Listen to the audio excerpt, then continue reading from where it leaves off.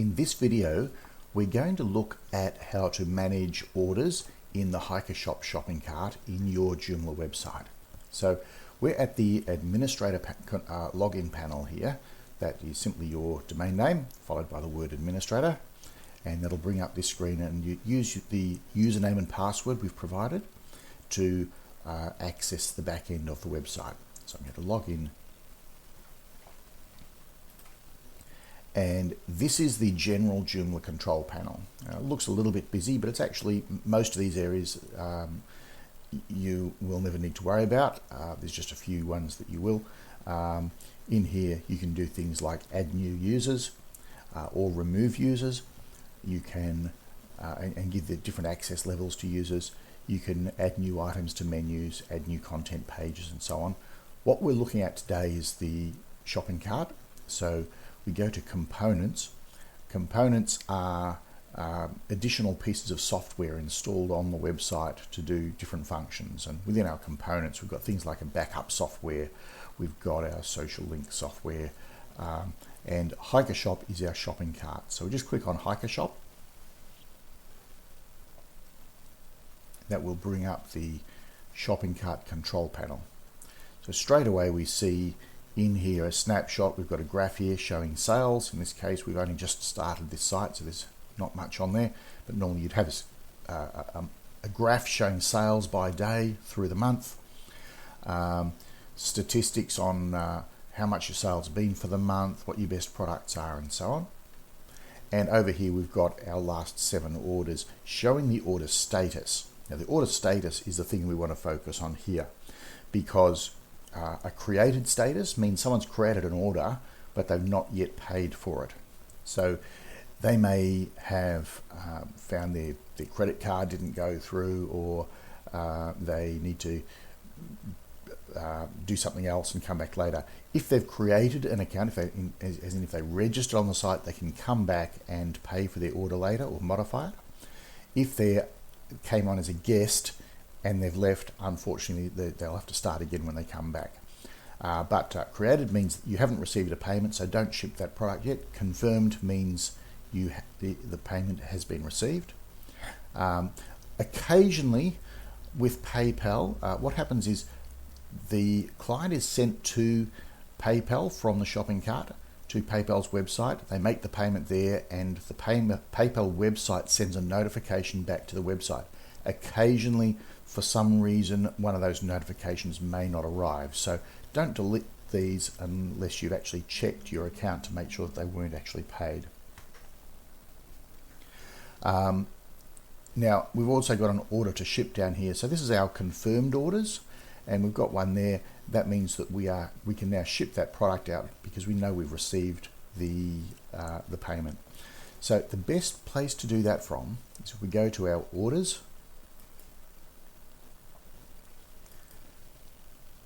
and that just brings up a list of all of our orders.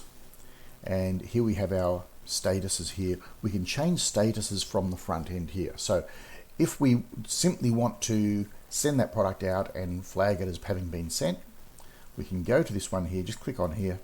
We want to change the status to shipped. So we've got the product ready to go out. We get this pop up here. Let's just ask us why we're changing the status. We don't need to worry about that. We say, do you want to notify the customer? And general practice, that's a good thing to do. So we say yes. And that's what's going to go out to the customer. Now, if you want to add any comment, for example, you may want to have a tracking number. You can add that in here.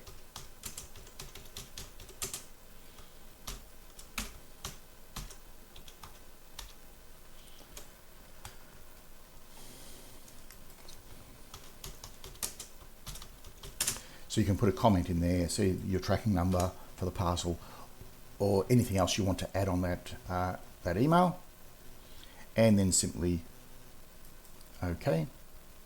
That's now been saved. That email has been sent out to the customer, letting them know the product has now been shipped. Now, if you want to do a little bit more on that, we can just go into an order here by clicking on the order number.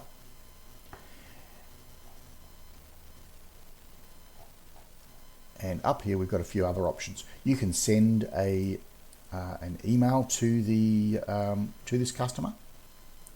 So this is just to send some information. That's the last email that was sent.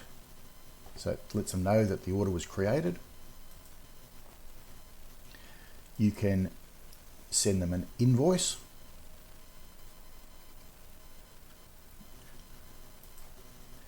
And we have a shipping invoice or shipping docket, if you like, that you can use for the address for your packaging if you want. We can remove items from there, customize that depending on how you want it. This can be customized if you have particular envelopes or something you use to get that address in the shipping address in the window. Of course, this is a test one, so the address is the same here for both, which is probably not a good example. So let's have a look at another one.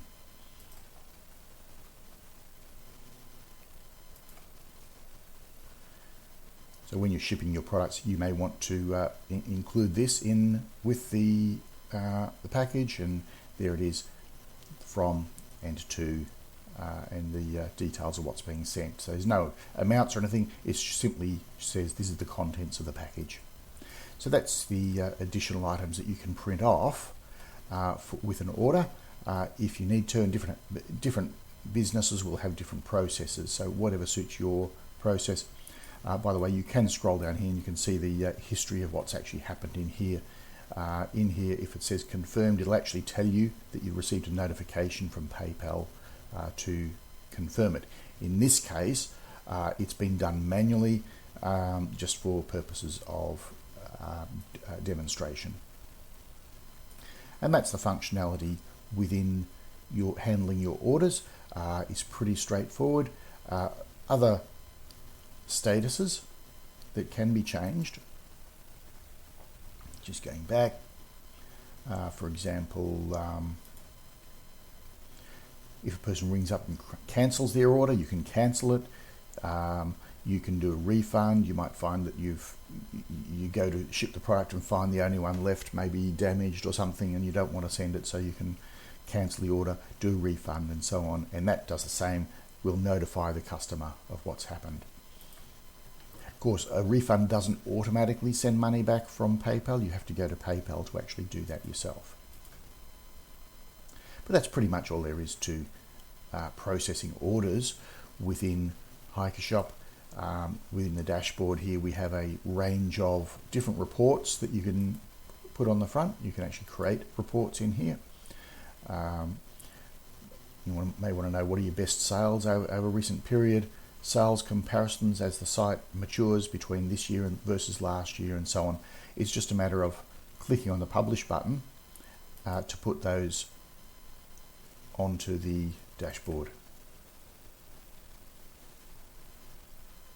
And there's your sales comparison chart.